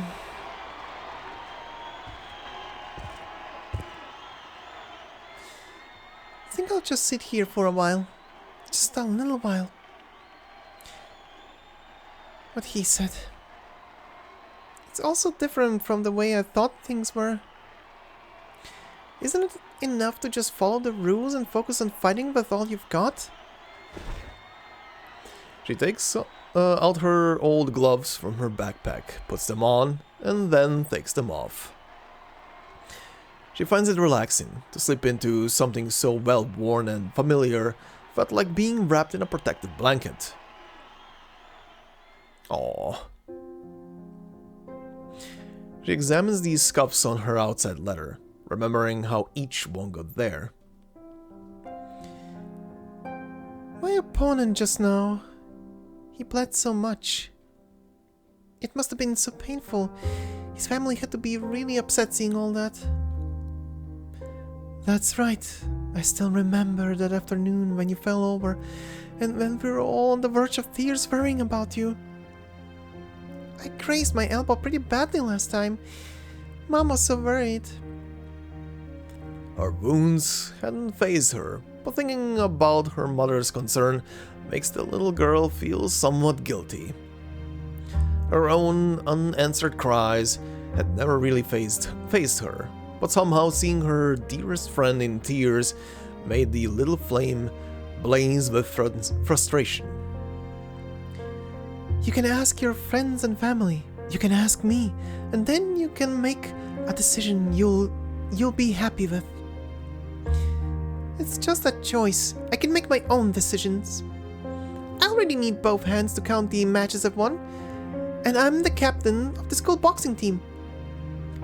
We'll stand on the playing fields of the Uluru Games once again, Flammy. Those other things are just distant possibilities. Mommy. Flammy? Aww. The flame flickers restlessly, as though vanishing and suddenly reappearing. Oh, don't show me this.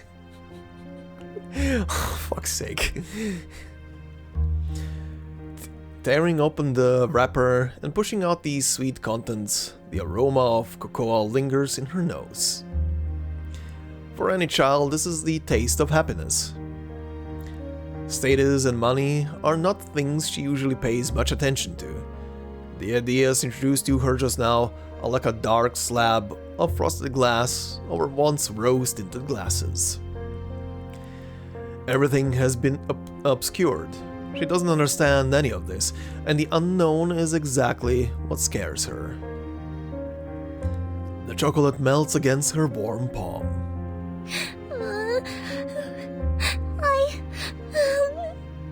Aww. I want to hear the story of the Uluru Games. Dread not. Don't be upset, Flammy. We have so many stories. You can listen to as many as you'd like. I'll never shout at you again. I'll never argue with you again. The flame shrinks once again, her flowing tears almost extinguishing her completely. What am I doing? I shouldn't be sitting here crying like this. No, Flammy. The flame silently goes out. Now is the time. She nibbles the edges of the chocolate bar, Then she takes another bite, then a bigger one. The sensation of cocoa and oil sliding over one's tongue proves a boost to her morale. The subtle saltiness in her mouth doesn't prevent the flavor of the chocolate. It is still a wonderful treat, popular among children her age. I want to be in there, in that ring, once more. Not only for the Uluru Games, but for my next fight's ring, and the next fight. Tears flow down her face, to her neck, and into her collar. Seizing the collar, she wipes her tears, smearing them. Sweat seeps between the lines in her palms and the spaces between her fingers, stinging her sore skin. Just like after every training session. Oh, the poor baby. The poor baby. The poor baby got a reality check.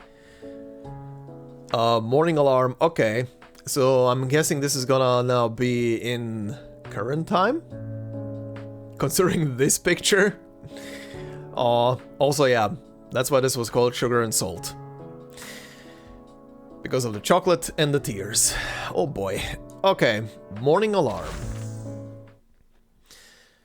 Let's see if this is gonna now finally catch up to where we were in the story.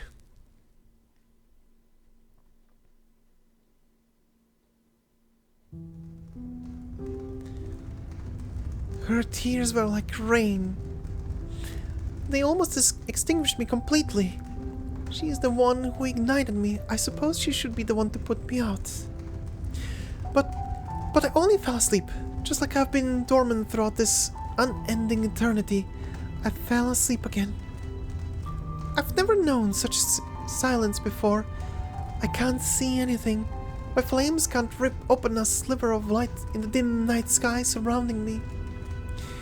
Sometimes I briefly awaken, only to return to the darkness, drifting aimlessly, unsure of which way to go.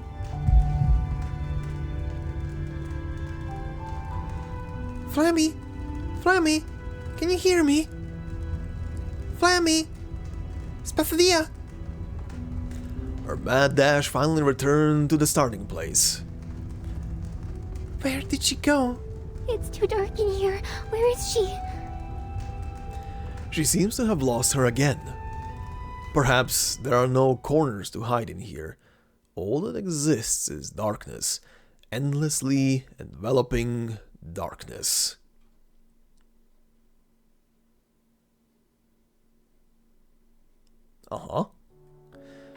It was a scene identical to one that came before. On that day, this child who grew up at the end of the century first heard the flames call. The girl was still sitting at her desk, now with a new album and a stack of photos by her hand, struggling with a mess of clay and paint. That should do it. Now, let's take a good look at it. Yes! Great! It's almost the same as in the photo. I guess there are still a few bits of rock that need their shape tweaked a little. Adding a couple more lines to the pattern wouldn't hurt either.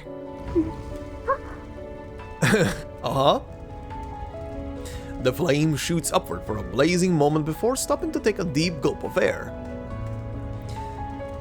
Where is this place? That was the moment her eyes suddenly opened. She saw the light in the pitch dark. I'll take it downstairs and show it to Mom and Dad. Flammy! That girl is... Flammy? The girl places her creation neatly in the center of the table and prepared to move on to something else. Stop, just for a moment. Just listen to my voice, Flammy. Oh no, it feels like I'm going to sleep again.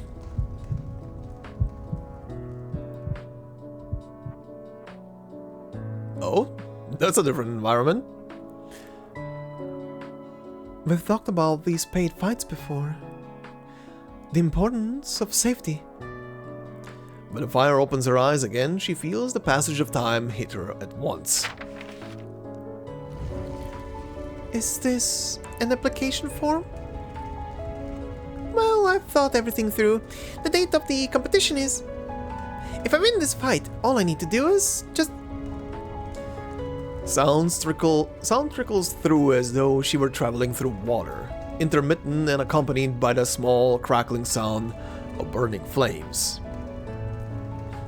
Are you still sticking to your guns, Flammy? I can't hear you clearly. Where are you going to fight? Of course, so I... Thanks, Mommy. And you too, Dad. I'm going to... Training, now. Her view wobbles as she ascends from the bottom of the stairs. The girl bounds several steps at a time, heading toward her bedroom. Flammy! Alright. Uh-huh.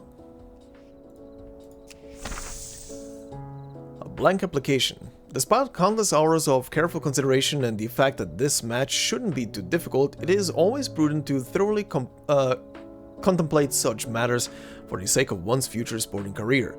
One day she will challenge all competitive athletes of her level, and there is no need to rush things at this moment in time. Oh, get wrecked.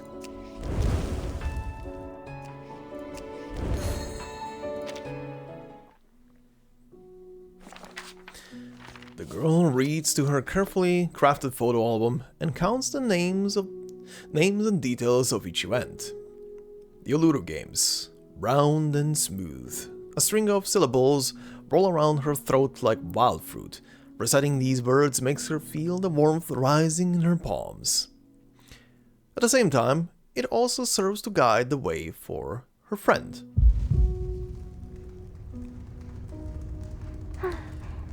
Finally.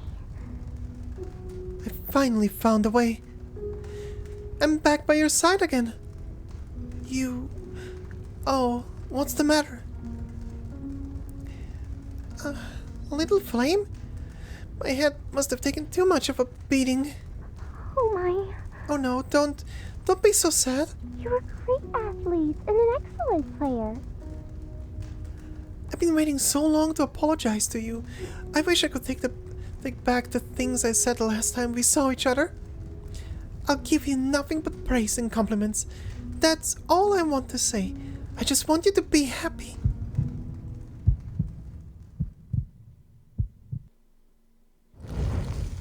Oh.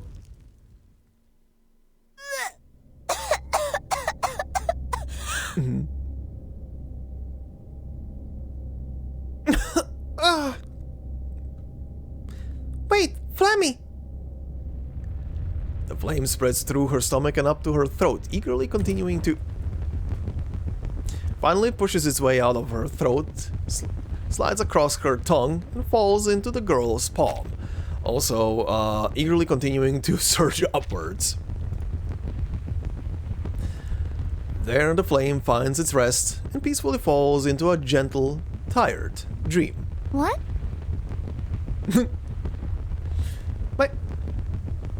My mommy?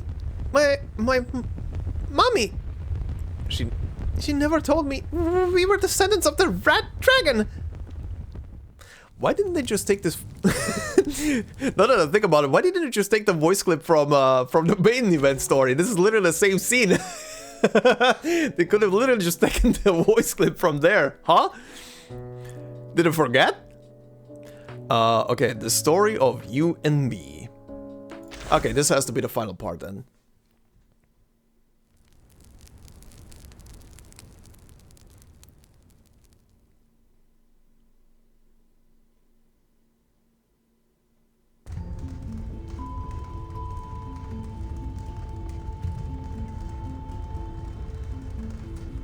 When I finally awakened completely, I told her everything, from unspoken words in the past to words... to words that should have been spoken now. We understood each other and exchanged our flames again. A new building has been erected on that red earth, and everything you see around you has changed. And you are not entirely the old you any longer. This sports field has many eyes cast upon it as before, maybe more. The flames remain as cheerful as ever.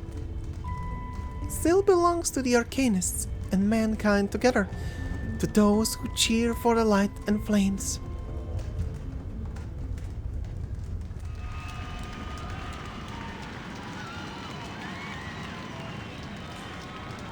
Again we walk on the glorious path together, Ulu. Ulu? Ulu! Have I grown up like you wish? Grown up as you wish? Am I new and different now? My friend, my dear friend. You are already my Flammy. But you are actually more than that. You are also my Spathodea. My little girl. I hope you always run in the free wind, just like we did on the grasslands long again. You've grown up so far from the age when I knew you so well and from when we were separated. And I will always accompany you along your path. Keep that spark in your heart, in your bones like you once promised. Run, kid.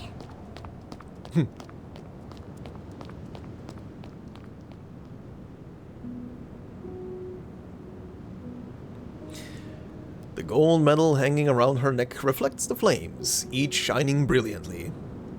The flames on her gloves, embroidered with her name, reflect Ulu's eyes glowing with the same radiance. Just like a championship trophy held high above her head. Just like the sweat shed through countless practice sessions. Just like the blazing flames that cover the Uluru sports field. I once fell asleep and was awakened by the sound of that heart beating. Through her eyes I saw the world of today, so wide and boundless, it forced my flames to tremble at every turn.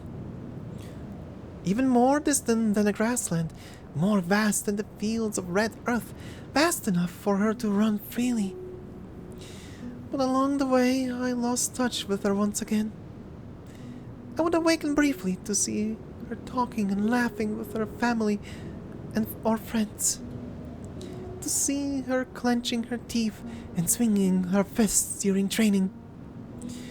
And I saw her lost and downhearted tears pouring over flames and fizzling them into a puff of white smoke. I'm so lucky to see you again. On the field of the Uluru Games, I saw her holding a torch with the medal, the very one she had so long looked forward to, hanging from her neck. I stopped my endless running and returned to her. And she staggered onward, picking up her pace, running toward me. Like two flames merging into one. Hey, there you are! I couldn't find you anywhere. Excited cries echo between the rocks and the red earth. This is where Arcanists thread, where they light their torches for Melange's harvest. Mankind also ventures here, raising rackets and bouncing balls into the air. And here the flame stands opposite the girl who found her. Look, you and I are independent sparks, standing apart from each other again.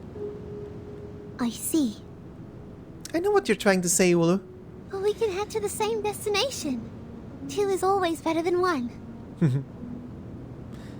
It's the same as it was in the past.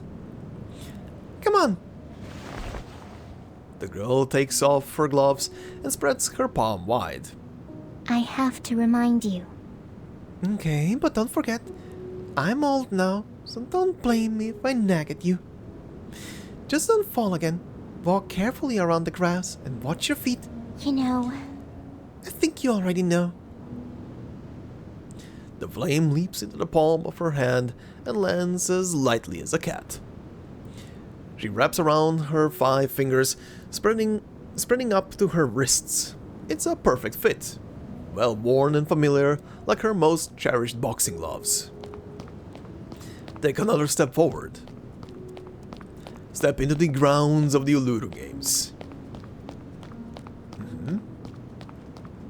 And fast forward text on your own. Step into the ground of the Uluru games, go back to where you came from, back to the fire, return to that familiar place, the place you belong. Alright, insert, huh? Preparing a venue? Are these more stories? Are these actually more stories? Oh shit, that looks dope. That's a dope costume. Alright, got all of that. Collection, huh? Oh, these are the items from the thing. Okay. Well, let me quickly check what this is before I say anything else. Preparing the venue. This is gonna be just... I think this is gonna be just minigames, so if there's gonna be a cut, there's gonna be a cut now. Alright, so yeah, this was pretty much just just a couple of minigames to complete, and that was about it. Got all the rewards out of it, so it's over. But yeah, in hindsight, the story itself, this one for Spathodea, was pretty decent, was okay. Didn't really change much about anything, considering we've already seen her character in the story, and this was pretty much just solidifying that even as a child she was pretty much already like this. It did. The interesting part was though however, to see that Ulu was there for quite a long while and trying to break through and make contact with Spathodea. And was working on that quite hard for quite a long while. But yeah, didn't really change much outside of being very adorable, very adorable, and at that one single point, a bit heartbreaking story. But again, just more of Spathodea being, or rather, not wavering in the face of reality. That's what I'm looking for. Even just slightly younger, and even as a kid, still the perseverance for sports and sportsmanship was always there with her. And yeah, pretty nice is all I can say. Pretty nice little story, just solidifying what we learned already about her in the main portion of the story. But yeah, anyway, I think I'm gonna have to call it here for this part, because this is gonna be probably very close to 2 hours once I get to editing this together. But next time then we're gonna be finishing off this whole thing with the final character story for Ezra, and then we can move on to the next part. I'm gonna try and push that final part out before the end of the week, so we get this done by this week. And next week we can then just casually keep on moving onwards into the next thing. Oh yeah, also I did record well, I did record, not off screen. I wanted to say off screen. I did record also the depths stuff a bit, but yeah, you guys were correct. This is pretty much just mostly battles for the materials to get to unlock the further progression nodes on the characters that I just added. So nothing really interesting to see here, outside of a couple of battles were pretty intense up here in this little thing. But yeah, interesting regardless. But yeah, this will be it for this part. So thank you very much for watching. If you enjoyed this, please consider leaving a like. If you're new to the channel, consider subscribing. And if you want to support me more directly, memberships are open. And thank you very much to the members that are already there and doing their thing. Much appreciated, everybody. And yeah, hope you have a fantastic day wherever you are, and I will see you in the next part. Until then, bye bye.